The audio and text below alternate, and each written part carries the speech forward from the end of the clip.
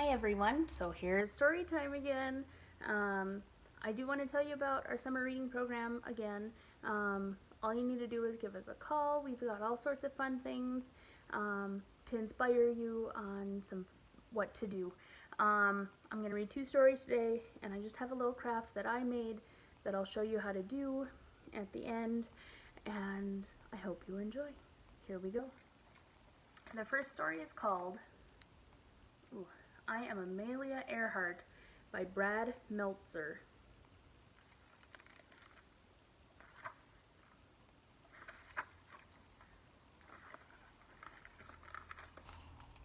I am Amelia Earhart.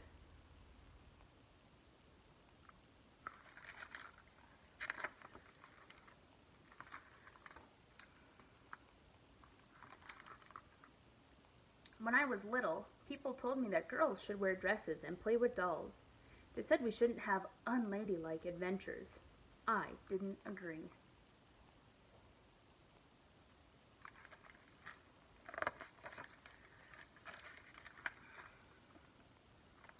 In fact, when I was 7 years old, my sister and I decided to build our own roller coaster in our backyard. We placed 2 planks of wood up against the side of our tool shed. Grandma's not gonna like this. The cab was a wooden packing box with roller skate wheels attached to the bottom. We greased the wood with lard so we'd move super fast. Amelia, are you sure this is a good idea? This isn't a good idea. It's the best idea.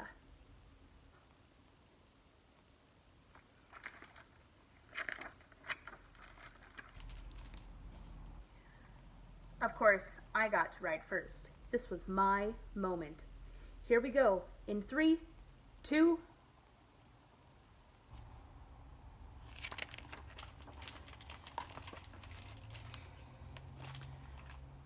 I still remember the wind in my face. My stomach seemed to sink. I was flying.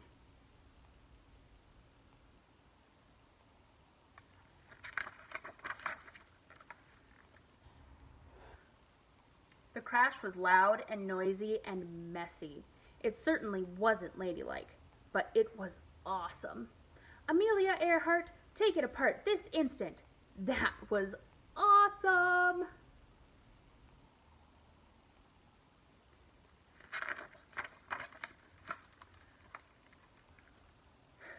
It wasn't the last time I would fly. As I got older, I went to many air shows. When I was 23 years old, but still a kid at heart, my dad took me to meet Frank Hawks, a man who would eventually set many of his own records. For $10, Hawks agreed to take me on my very first flight. You ready? I'm ready.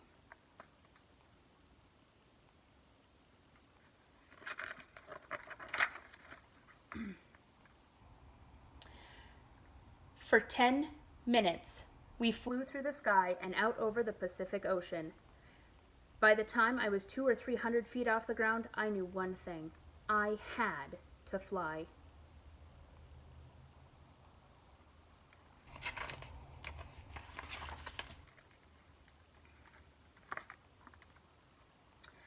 To save for flying lessons, I worked as a truck driver, which wasn't ladylike either, a stenographer, which is a fancy schmancy word for someone who writes down what people say, and even a photographer. Say, snook!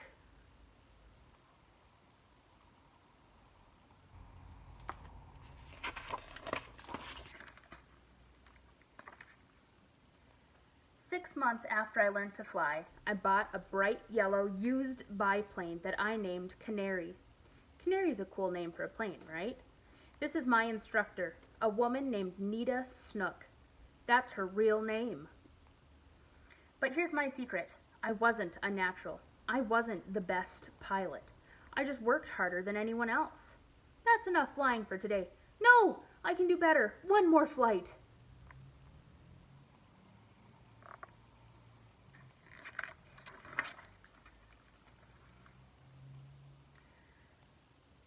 Most important, like that day on the roller coaster, I dared to do what so many said couldn't be done. A girl flying across the Atlantic. Amelia, you sure this is a good idea? This isn't a good idea. It's the best idea. I became the first woman to fly across the Atlantic Ocean, and then the first woman to fly by myself across the Atlantic. Back then, people took boats to get to Europe, sailing for weeks. Planes were still a new thing. In fact, on the day I took off, one magazine ran an article that said women would never be able to fly that far.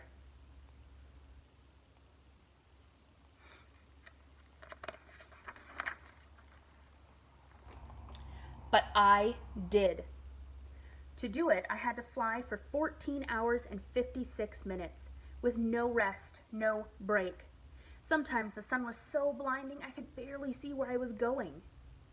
In the process, I also broke the record for crossing the ocean in the shortest time, doing it faster than any man or woman ever. This is awesome!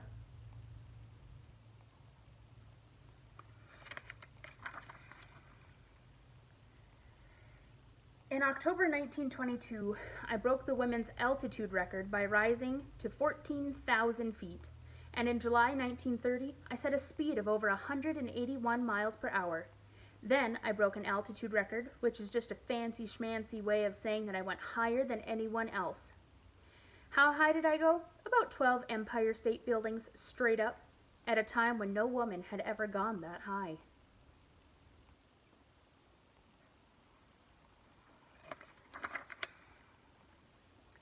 In my life, I took many flights. Every single time there was someone who said that I wouldn't be able to do it.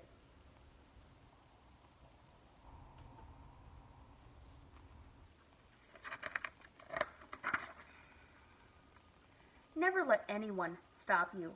Whatever your dream is, chase it. Work hard for it. You will find it. It is the best lesson that I can give you.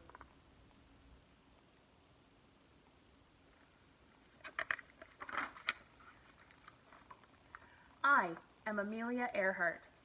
I know no bounds, and I hope you'll remember that the greatest flight you'll ever take is the one no one has tried before.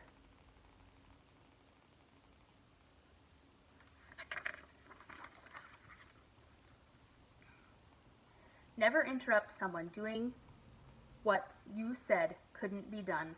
Amelia Earhart. The end. That was a good story, wasn't it? Never give up on your dreams. The second book is called Martin's Big Words by Doreen Rappaport.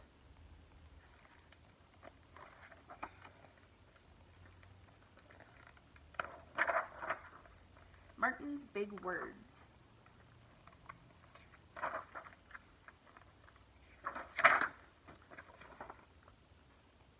Everywhere in Martin's hometown, he saw signs, white only. His mother said these signs were in all southern cities and towns in the United States. Every time Martin read the words, he felt bad, until he remembered what his mother told him. You're as good as anyone.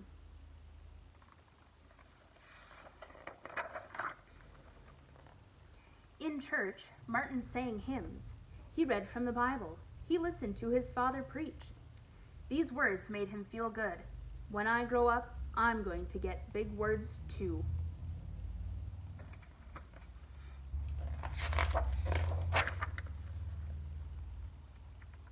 Martin grew up. He became a minister like his father, and he used the big words he had heard as a child from his parents and from the Bible. Everyone can be great.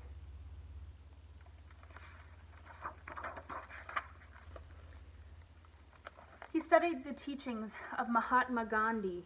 He learned how the Indian nation won freedom without ever firing a gun. Martin said love when others said hate. Hate cannot drive out hate. Only love can do that.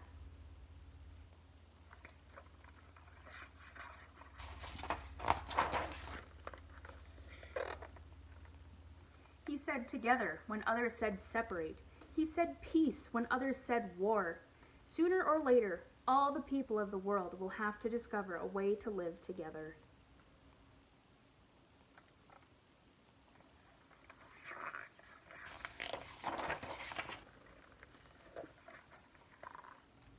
In 1955, on a cold December day in Montgomery, Alabama, Rosa Parks was coming home from work.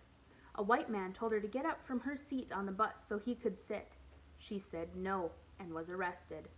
Montgomery's black citizens learned of her arrest. It made them angry. They decided not to ride the buses until they could sit anywhere they wanted.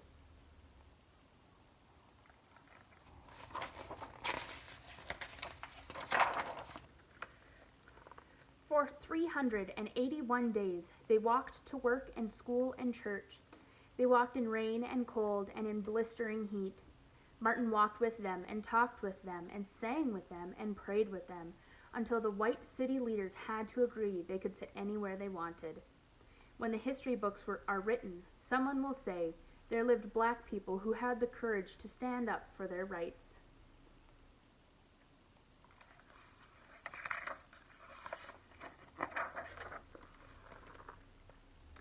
In the next 10 years, black Americans all over the South protested for equal rights. Martin walked with them and talked with them and sang with them and prayed with them. White ministers told them to stop. Mayors and governors and police chiefs and judges ordered them to stop. But they kept marching. Wait! For years I've heard the word wait. We have waited more than 340 years for our rights.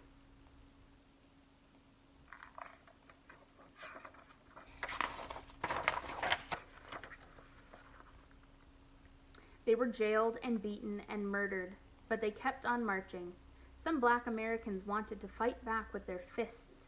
Martin convinced them not to, by reminding them of the power of love. Love is the key to the problems of the world.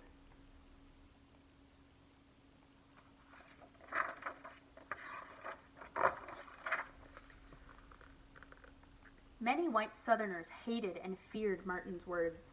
A few threatened to kill him and his family. His house was bombed. His brother's house was bombed. But he refused to stop. Remember, if I am stopped, this movement will not be stopped, because God is with this movement.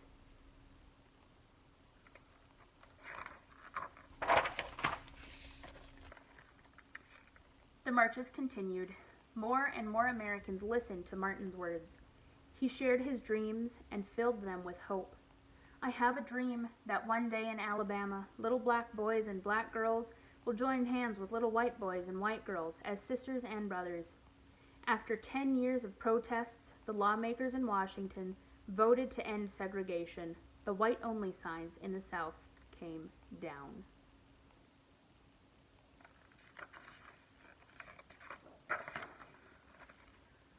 Dr. Martin Luther King Jr. cared about all Americans. He cared about people all over the world, and people all over the world admired him. In 1964, he won the Nobel Peace Prize. He won it because he taught others to fight with words, not fists.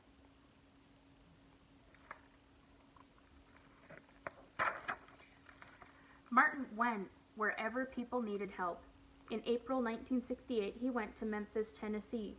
He went to help garbage collectors who were on a strike. He walked with them and talked with them and sang with them and prayed with them. On his second day there, he was shot. He died.